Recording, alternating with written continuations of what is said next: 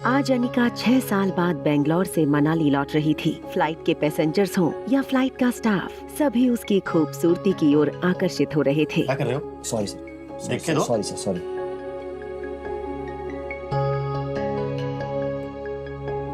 लेकिन 6 साल पहले अनिका इतनी खूबसूरत नहीं थी। उन 6 सालों में अनिका के साथ कुछ ऐसा हुआ था जिसके कारण उसकी जिंदगी नर्क से भी बदतर हो गई थी। आज भी उन काले दिनों को वो भूली नहीं है। अनिका, तुम माँ बनने वाली हो। हाँ अनिका, तुम प्रेग्नेंट हो। डॉक्टर के ये शब्द सुनते ही कि वो आखिर प्रेग्नेंट कैसे हो सकती है। देखिए मिस्टर गौतम गुलेरिया, इससे पहले कि आप कोई फैसला लें, मैं आपको बता देना चाहती हूँ प्रेगनेंसी के 4 महीने हो चुके हैं। So abortion is out of the question. This is impossible doctor. मुझे आज तक कभी किसी ने छुआ तक नहीं है। मैं प्रेग्नेंट कैसे हो सकती हूँ? इसका जवाब डॉक्टर को नहीं, तुमको देना है।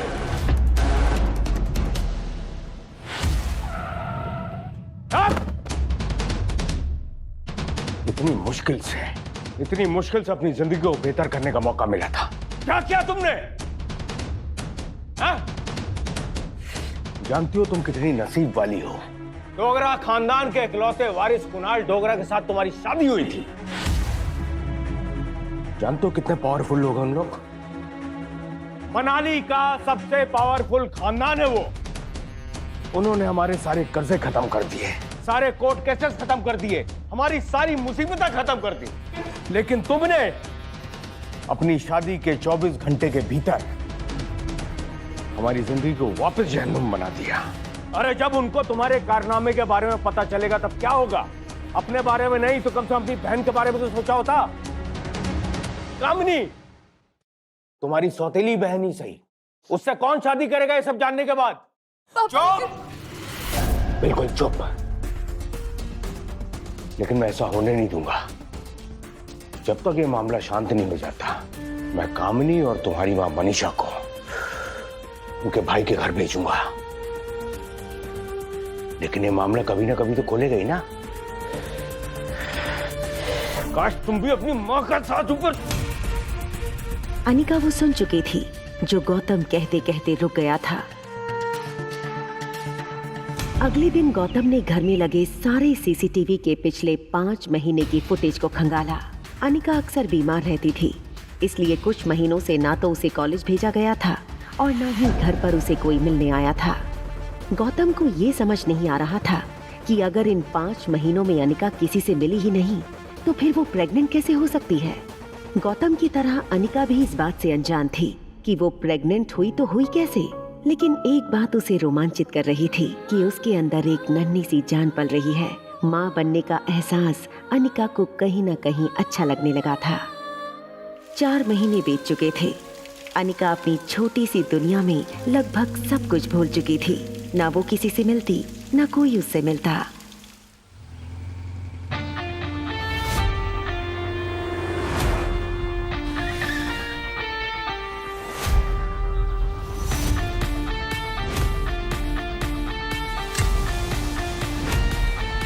ये लड़का और कोई नहीं बल्कि अनिका का पति कुणाल डोगरा था। कुणाल की शादी अनिका से भले ही उसकी मर्जी के खिलाफ करवाई गई थी, लेकिन अपनी बीवी की कोख में किसी और का बच्चा देखना कोई भी मर्द बर्दाश्त नहीं कर सकता है। कुणाल शादी के मंडप से सीधे दिल्ली अपनी कॉलेज की पढ़ाई करने चला गया था और वहीं पहुंचकर शादी के दूसरे दिन उसे अनिका की प्रेगनेंसी की खबर मिली थी। वो पापा घर पे नहीं है इस वक्त। अरे कुणाल बेटा, क्या हुआ? छुट्टियां शुरू हो गई क्या कॉलेज की? 4 महीने के बाद आया हूं मैं। ऐसे स्वागत करोगे अपने दामाद का? और वैसे भी यहां काफी कुछ बदल चुका है।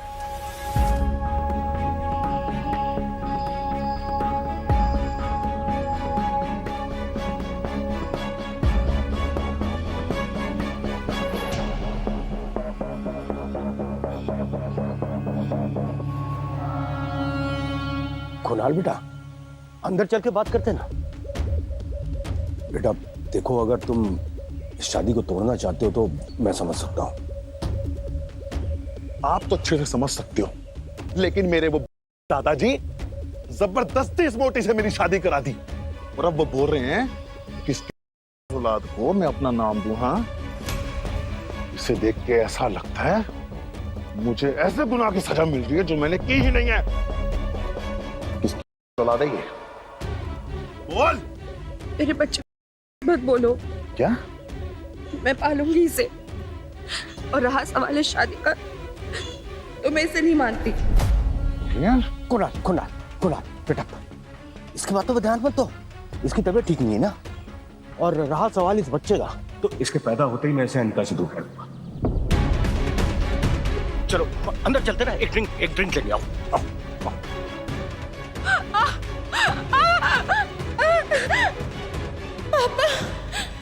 दर्द के मारे एक झटके में अपनी पीठ के बल गिरी और ओझल होती आंखों से उसने देखा कि गौतम दौड़कर उसके पास आ रहा था।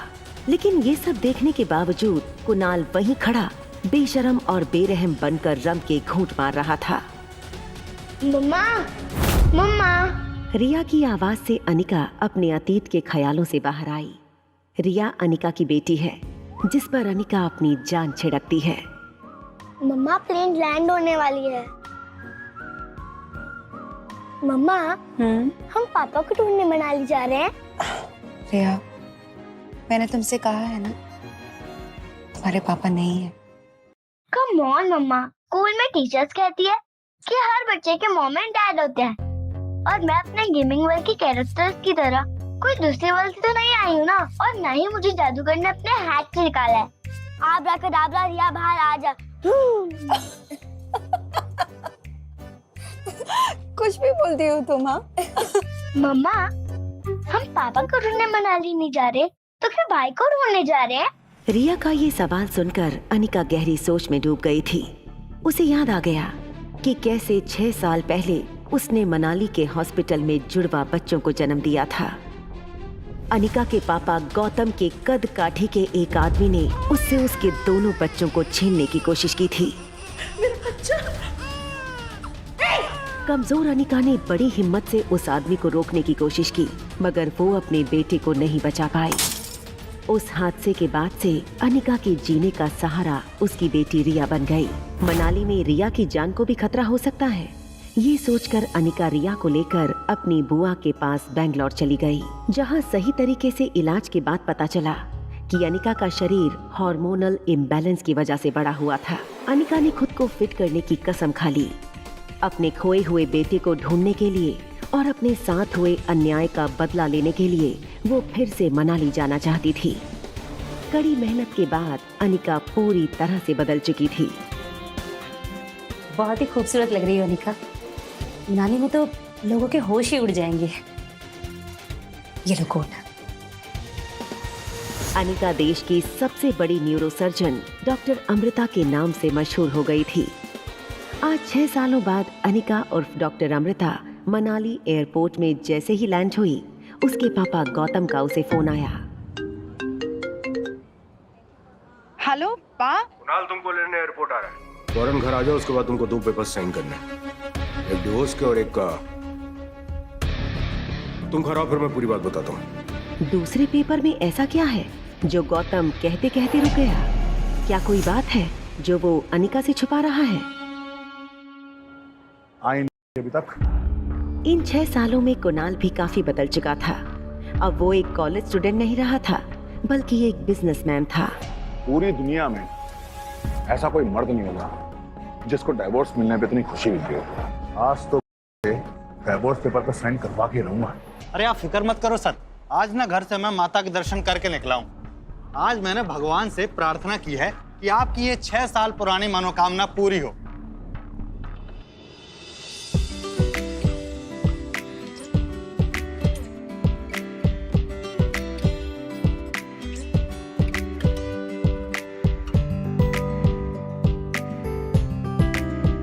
इतनी सुंदर लड़की मैंने मनाली में कभी नहीं देखी।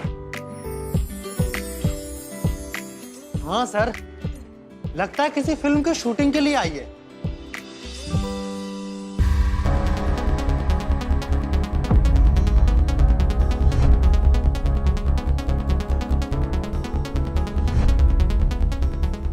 तो अच्छे से समझ सकते हो, लेकिन मेरे वो दादाजी जबरदस्ती मेरी शादी करा दी।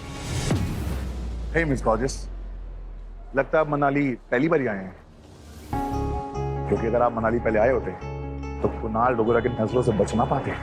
लगता है कुणाल ने मुझे नहीं पहचाना। बुआ ने सही कहा था कि मनाली में अब मुझे कोई नहीं पहचान पाएगा। हेलो, ठीक है, मैं पार्किंग में वेट करती हूँ। लगता है आपकी गाड़ी अभी तक आई नहीं है। अब मेरे पास भी गाड़ी है, आई कैन ड्रॉप यू जहां बोलो। और ये कौन है? लगता है आपकी छोटी बहन होगी, है ना? हाँ जी गौतम अंकल बोलो। कुणाल बेटा, अनिका देखी क्या? हाँ जी, आपकी बेटी कोई सुई तो है नहीं जो दिखेगी नहीं। अरे मैं आपको करता हूं फोन। अब एक्सक्यूज मी, आप बैंगलोर फ्लाइट से आए हो ना? वो बैंगलोर फ्लाइट में आपको कोई अजीब सी लड़की दिखी क्या? मुझे तो लगता है उसको फ्लाइट वालों ने नहीं चढ़ने दिया होगा। इतनी ये फ्लाइट कैसे उड़ेगी?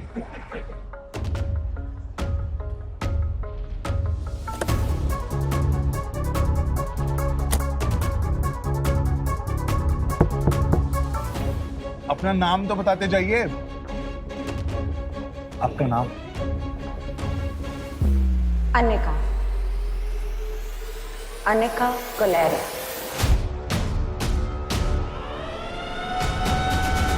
आगे की कहानी जानने के लिए देखें अगला एपिसोड सिर्फ पॉकेट एफएम के YouTube चैनल पर। और एक लड़की को देखा तो के सारे एपिसोड को सुनने के लिए डिस्क्रिप्शन में दी गई लिंक से डाउनलोड करें पॉकेट एफएम ऐप।